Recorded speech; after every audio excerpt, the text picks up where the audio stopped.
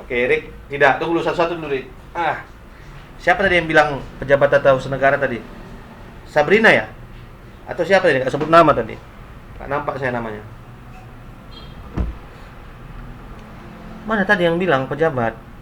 Inilah kita susahnya kalau misalkan Google Meet ini hilang-hilang, dia nggak tahu, suaranya aja yang muncul. Tiba-tiba dia nggak berani lagi cakap dia. Mana tadi yang ngomong?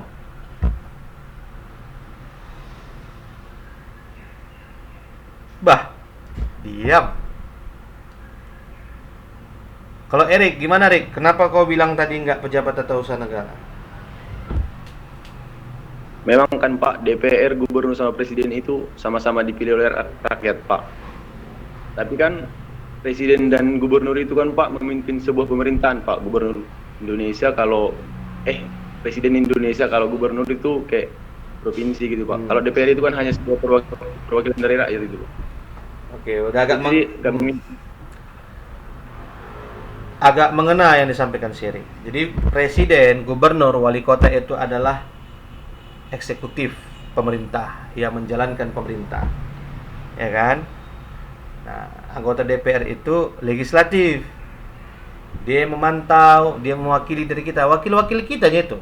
Yang paling tinggi gajinya, seorang wakil yang paling tinggi gajinya adalah wakil rakyat. Saya, ya kan? Saya presiden. Pasti lebih tinggi gaji saya dibandingkan wakil presiden. Tapi kita punya wakil gajinya lebih tinggi, lebih makmur daripada rakyatnya. Padahal kita rakyatnya. Nah, wakil rakyat itu bukanlah pejabat tata usaha negara. Ya, karena dia bentuknya sebagai lembaga legislatif. Tapi kalau gubernur, bupati, wali kota, presiden, menteri, sampai dia kepada lembaga-lembaga pemerintahan, itu masuk dalam subjek daripada tata usaha negara. Kalau perdata tadi, subjeknya itu si Karisma sama si Erik, itu subjeknya. Si Karisma sama si Erik subjek hukum yang melakukan perikatan. Objeknya apa? Perikatannya itu. Bisa dipahami ya? Kalau dalam hukum acara peradilan tata usaha negara, subjeknya itu adalah gubernur, bisa jadi juga, atau pejabat tata usaha negara, yaitu gubernur, wali kota, dan seterusnya. Nah, subjeknya satu lagi siapa? Bisa jadi subjeknya juga pejabat tata usaha negara, bisa jadi subjeknya badan hukum ataupun masyarakat umum. Objeknya apa? SK yang dikeluarkan oleh pejabat tata usaha negara tadi. SK-nya itu, surat keputusannya itu. Kira-kira nangkap nggak ini? Kalau kurang bilang, nggak ada masalah. Yang penting kalian harus duduk dulu persoalan ini. Kalau nggak bisa kalian bedakan hukum perdata dan hukum peradilan tata usaha negara, kacau kita. Nggak bisa jalan, belum bisa lanjut kita. Saya ulangi ya. Kalau hukum acara perdata, Karisma dan Erik tadi membuat suatu perikatan. Otomatis si Erik dan si Karisma adalah subjek hukumnya. Objeknya itu apa? Perikatannya tadi, surat perjanjiannya tadi, itu objeknya. Seandainya di dalam objeknya tadi itu dijalankan tidak sesuai dengan apa yang dituangkan dalam objeknya tadi, di dalam surat tadi, maka timbullah perselisihan. Gugatlah ke pengadilan negeri, ke perdataan. Oke? Paham sampai di situ ya? Kalau hukum tata usaha negara, si Erik sebagai gubernur Sumatera Utara, contohnya, si Agung sebagai wali kota Medan, contohnya, Erik sebagai pejabat tata usaha negara, ataupun si Agung juga sebagai pejabat tata usaha negara. Kemudian si Erik mengeluarkan surat keputusan. Erik dan Agung sebagai subjeknya, subjek hukumnya. Kemudian si Erik mengeluarkan surat keputusan yang memecat si Agung sebagai wali kota Medan. Itulah menjadi objek sengketanya. Otomatis si Agung kan nggak mau dipecat. Contoh sederhana lagi, paling kecil,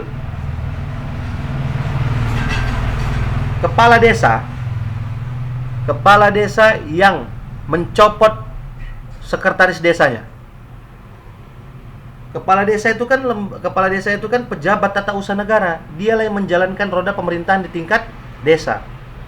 Dia pecat sekretarisnya tanpa sebab, karena dia ingin masukkan sepupunya jadi sekretaris desa misalkan. tanpa ada aturan-aturan hukum yang dijalankan ataupun tanpa ada aturan-aturan hukum yang dilanggar oleh sekretaris desanya tadi itu, dia pecat sekretaris desa. Otomatis sekretaris desanya ini kan merasa nggak senang. Yang dipersoalkan itu apa?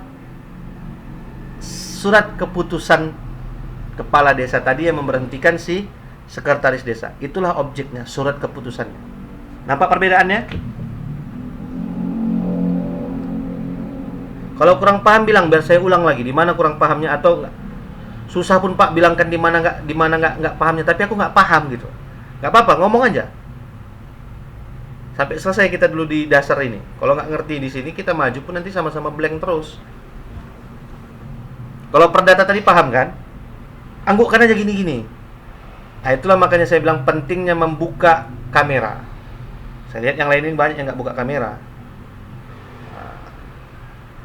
Kalau paham, anggukkan kepala. Kalau tak paham, gini-gini. Kurang paham saya, Pak, ngomong.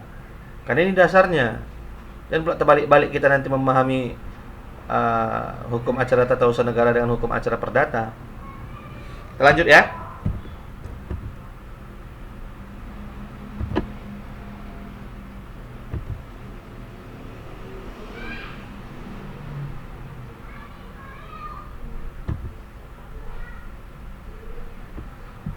Bisa dilihat perbedaan yang sangat konkret di sini terlihat. Pembeda, subjeknya, pihaknya. Kalau di tata usaha negara, badan atau pejabat tata usaha negara. Lawannya siapa? Bisa jadi masyarakat, bisa juga pejabat tata usaha negara.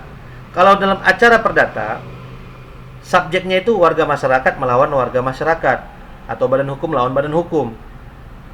Nah, kalau dalam pangkal sengketanya, ketetapan tertulis pejabat tata usaha negara, itulah tadi SK tadi, surat keputusan. Nah, kemudian hukum acara perdata, siapa di situ sengketanya? Kepentingan perdata warga masyarakat, itulah tadi perjanjian tadi. Duduk ya, paham ya? Nah, apa yang bisa dilakukan tindakan? Perbuatan melawan hukum terhadap penguasa, diajukanlah gugatan ke Pengadilan Tata Usaha Negara. Perbuatan melawan hukum, melawan masyarakat atau prestasi. Nah, peran hakim di sini yang sangat mencolok lagi, di hukum acara peradilan tata usaha negara, hakim bersifat aktif. Dia menggali kebenaran material. Dia menggali SK itu udah benar nggak diterbitkan untuk memecat si Bupati Padang Lawas tadi. SK itu sudah benar nggak aturannya dia itu boleh memecat daripada bawahannya. Nah, di hukum acara perdata, hakim bersifat pasif. Mana buktinya kok dia bohong? Sini. Oh, mana buktinya kok dia nggak bohong? Sini. Ku pelajari dulu ya. Kira-kira gitulah kok hakim di peradilan di hukum acara perdata. Di dalam hukum acara peradilan tata usaha negara ada namanya rekonvensi. Rekonvensi itu gugat balik. Kalau di dalam hukum acara perdata tidak bisa kita gugat balik. Misalkan si Erik tadi sebagai gubernur Sumatera Utara memecat daripada si si Anjas, dipecatnya. Kemudian si Anjas merasa dirugikan, dia gugat balik, nggak bisa. Apa kepentingan si Anjas menggugat balik si Erik? Si Anjas ini atas, si Anjas ini bawahannya. Yang mau dia gugat kan agar dibatalkan surat pemecatan terhadap diri dia. Habis itu digugatnya balik si Erik, mau dipecatnya si Erik, kan nggak mungkin bawahan memecat atasan. Bisa dipahami kira-kira? Nah, kemudian di dalam hukum aja, misalkan si Erik digugat sama si Karisma gara-gara wan prestasi. Ternyata si Erik merasa nggak wan prestasi, merasa nggak ingkar janji, digugat balik dalam sidang itu si Karisma. Di dalam hukum acara perdata boleh, gitu. Sampai di sini paham? Sebagai pengantar mata kuliah ini. Pak. Ada yang belum paham, silakan.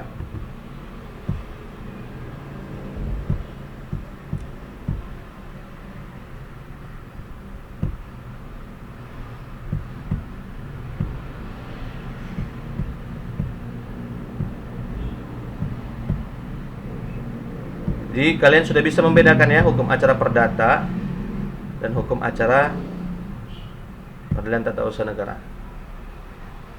Waktu kita lebih kurang ada